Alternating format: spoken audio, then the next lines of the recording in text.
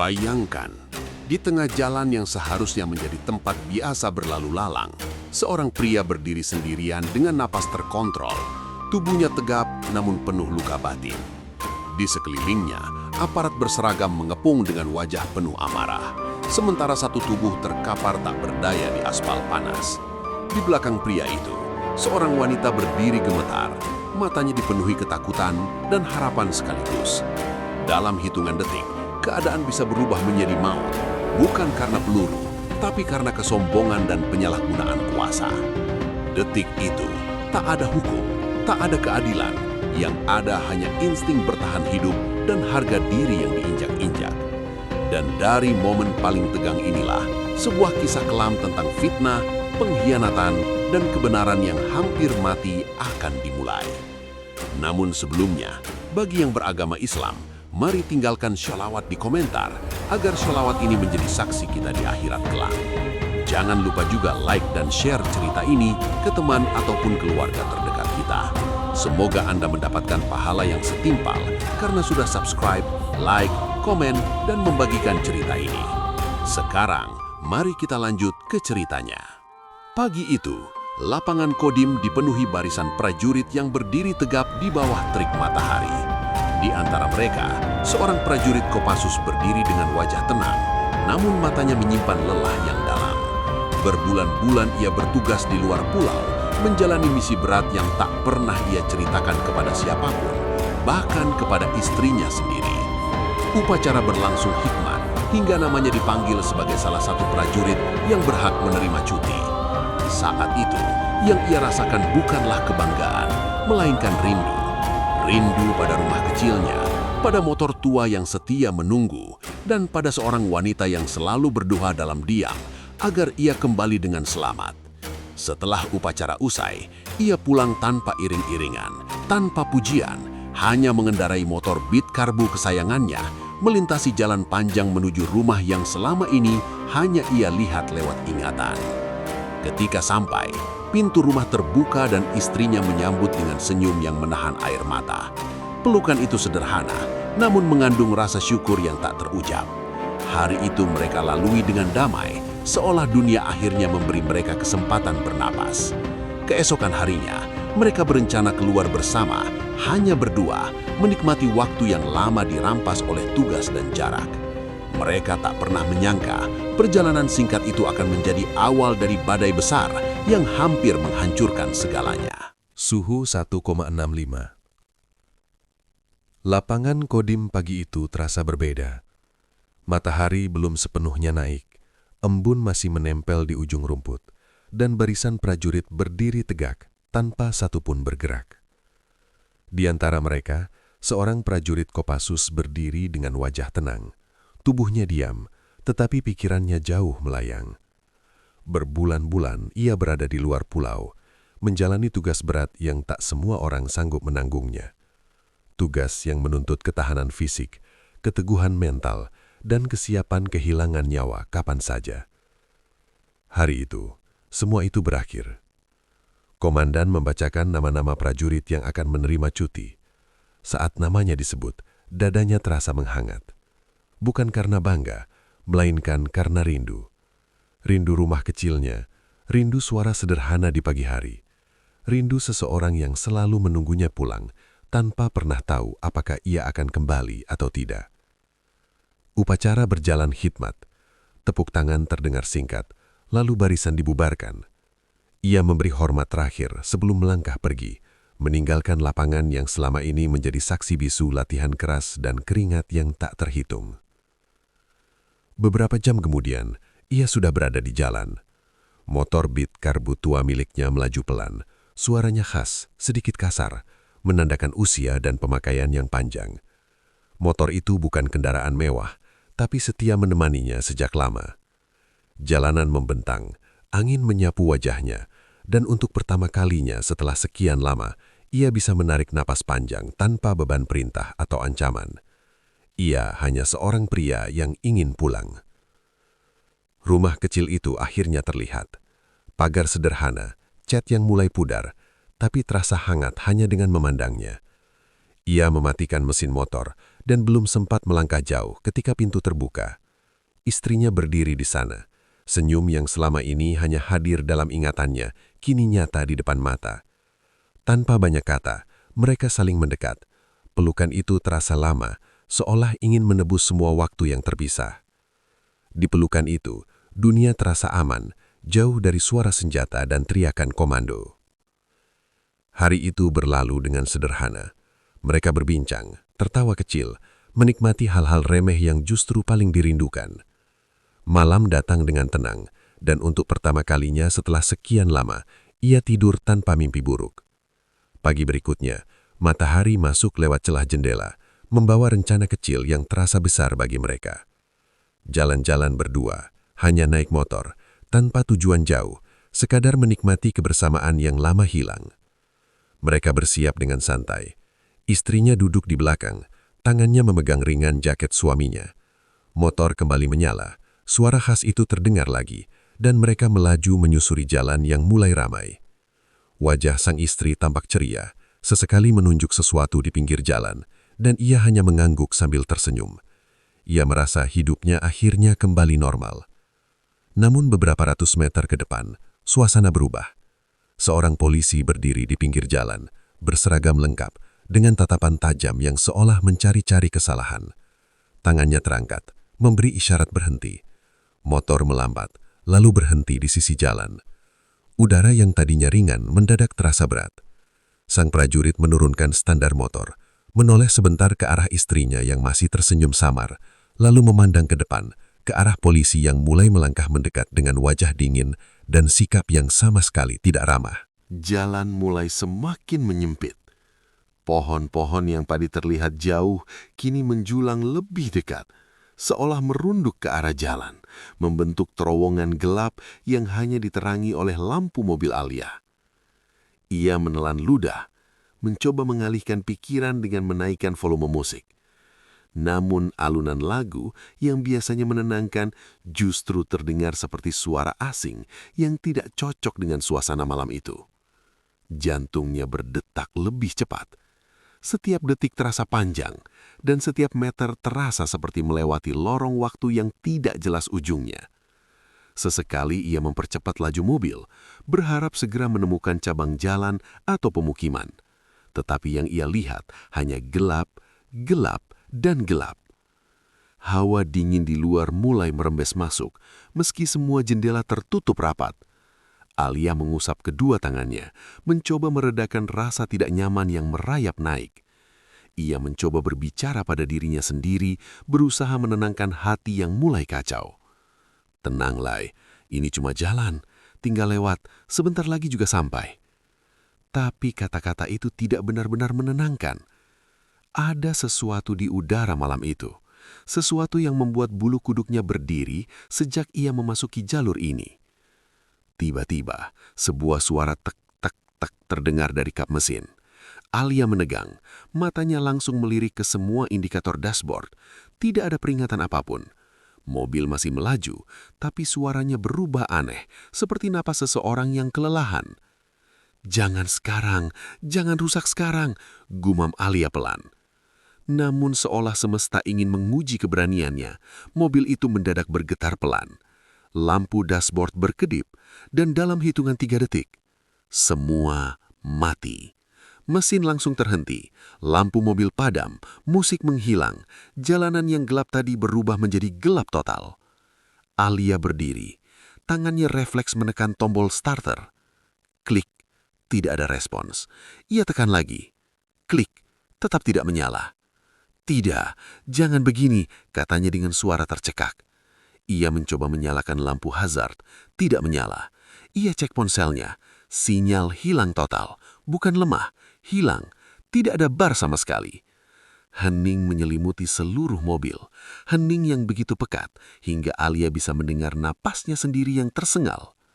Di luar sana, angin bergerak pelan, membuat dedaunan saling bersentuhan, seperti bisikan yang ingin memperingatkannya tentang sesuatu. Alia mencoba menenangkan diri, menarik napas dalam-dalam. Ia tidak boleh panik, ia tahu itu. Tapi dalam keadaan seperti ini, siapapun akan merasa takut. Ia memegang setir dengan kedua tangan, memejamkan mata, lalu membuka kembali. Ia mencoba melihat ke kaca spion. Tidak ada siapa-siapa.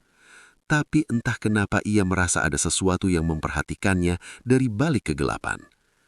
Ia menoleh ke kanan. Kosong. Ke kiri. Kosong.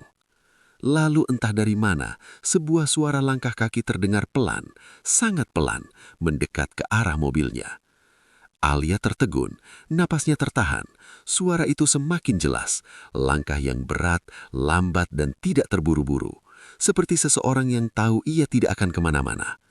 Hatinya berdegup kencang, seolah ingin meloncat keluar dari dadanya. Ia mencengkeram ponselnya, meski ia tahu itu tidak ada gunanya. Ia menunduk sedikit untuk melihat ke arah luar jendela depan, dan saat ia memusatkan pandangan, ia melihat sebuah bayangan bergerak di antara pepohonan. Bayangan seseorang yang berjalan ke arahnya. Langkah demi langkah, semakin dekat dan semakin jelas. Dan detik itu juga, Alia tahu malam itu belum selesai menguji keberaniannya. Malam itu baru saja mulai.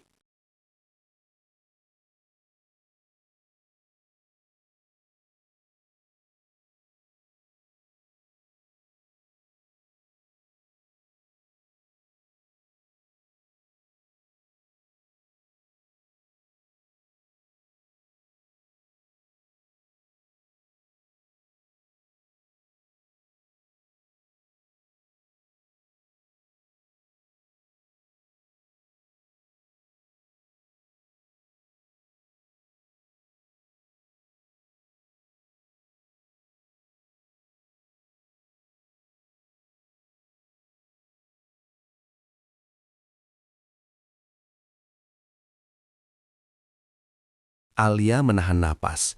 Bayangan itu makin jelas. Lelaki, tinggi, langkahnya pelan tapi mantap, seperti seseorang yang tidak terburu-buru mengejar mangsanya. Cahaya samar dari langit memantulkan siluet tubuhnya, membuatnya tampak lebih besar, lebih gelap, lebih mengancam. Alia memundurkan tubuh, bersandar lebih dalam ke kursi. Tangannya gemetar saat meraih tombol kunci pintu. Klik. Ia pastikan pintu terkunci. Jantungnya berdetak begitu keras, sampai ia merasa dada ikut bergetar. Pria itu akhirnya keluar dari balik pepohonan dan berdiri di pinggir jalan, menghadap langsung ke arah mobil Alia. Wajahnya belum terlihat jelas, tapi bentuk tubuhnya terlihat kekar dengan hoodie gelap yang tertutup lumpur. Rambutnya agak panjang, kusut seperti tidak terawat. Gerakannya lambat, namun matanya, meski hanya terlihat siluet, terfokus langsung ke arah Alia, seolah ia tahu persis ada seseorang di dalam mobil itu. Alia mencondongkan tubuh sedikit ke depan, berusaha tetap tenang meskipun seluruh tubuhnya berteriak panik. Pria itu mulai berjalan mendekat. Setiap langkahnya terdengar, menghantam aspal kosong, memecah kesunyian malam yang tegang. Ketika ia berada beberapa meter dari mobil, ia berhenti. Kepala pria itu menunduk sedikit ke arah jendela depan, seolah sedang mengamati siapa yang berada di balik kemudi. Alia menahan napas. Keringat dingin mulai muncul di telapak tangannya. Tiba-tiba, pria itu melangkah lagi, lebih dekat, dan lebih dekat lagi. Alia secara refleks menutupi mulutnya agar suara napas ketakutannya tak terdengar. Matanya tak berkedip, memantau gerakan pria itu. Jantungnya seperti berdetak di dalam telinganya. Pria itu akhirnya berdiri tepat di samping jendela mobil bagian pengemudi. Ia menundukkan wajahnya, mencoba melihat ke dalam. Saat itu juga Alia bisa melihat sedikit wajahnya. Tatapannya tajam, kulitnya gelap terkena bayangan, dan sorot matanya seperti seseorang yang menyimpan niat yang tidak bisa ditebak. Lalu, ia tersenyum. Senyuman tipis yang tidak ramah, senyuman yang tidak seharusnya muncul di tengah suasana seperti ini. Senyuman yang membuat lutut Alia serasa hilang kekuatannya. Dengan suara serak dan berat, pria itu berkata, "Keluar sebentar." Alia memejamkan mata sejenak. Kata-kata itu masuk begitu dalam kepikirannya, menciptakan rasa takut yang menusuk. Ia menggeleng pelan, berharap pria itu pergi. Namun pria itu justru mengetuk kaca mobil pelan, ritme ketukannya lambat, dan membuat bulu kuduk berdiri. Tok, tok, tok. Hatinya seperti ingin runtuh. Pikiran buruk berputar dalam kepalanya. Ia takut pria itu berniat jahat, takut pria itu akan memaksanya, atau bahkan lebih buruk dari itu. Pria itu memegang gagang pintu dari luar, perlahan, seakan sedang mencoba membuka paksa. Alia menahan teriakannya. Lalu, tanpa diduga, pria itu berkata dengan nada yang tiba-tiba berbeda, lebih cepat, lebih serius. "Mobilmu mati, aku cuma mau bantu. Kalau kau terus di sini, ini lebih berbahaya." Nada suaranya berubah, dari menyeramkan, menjadi seperti seseorang yang benar-benar ingin menolong. Alia hanya bisa terdiam, antara percaya, takut, dan bingung. Pria itu menatapnya lagi, kali ini dengan ekspresi yang tak sama seperti sebelumnya. "Buka kapnya, biar aku hidupkan mobilmu." Dan seketika, ketegangan yang menggantung di udara berubah menjadi kebingungan yang membuat Alia tidak tahu apa yang harus ia lakukan. Malam itu, semakin terasa tidak bisa ditebak.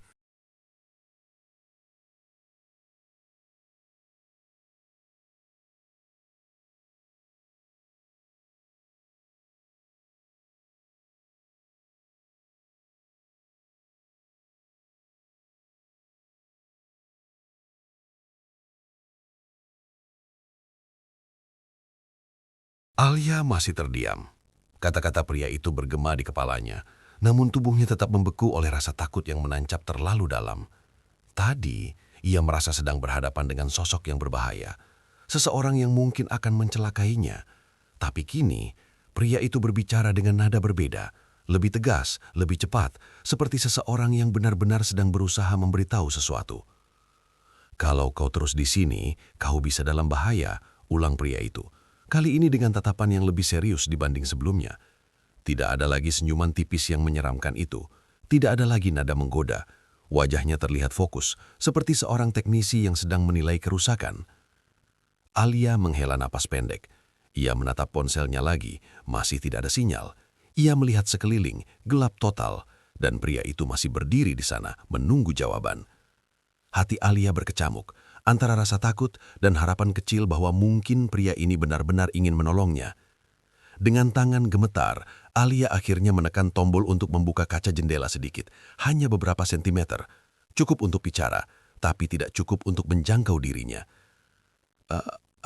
Apa yang terjadi dengan mobil saya?" Suara Alia sangat pelan, nyaris pecah. Pria itu mencondongkan sedikit tubuhnya ke arah jendela. Napasnya terlihat hangat di udara dingin malam itu. "Mesinmu mati total. Bisa karena aki, bisa juga kabelnya longgar. Tapi aku harus cek kapnya dulu."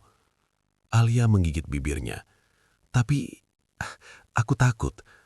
Pria itu menatapnya, lama, namun tatapan itu berbeda.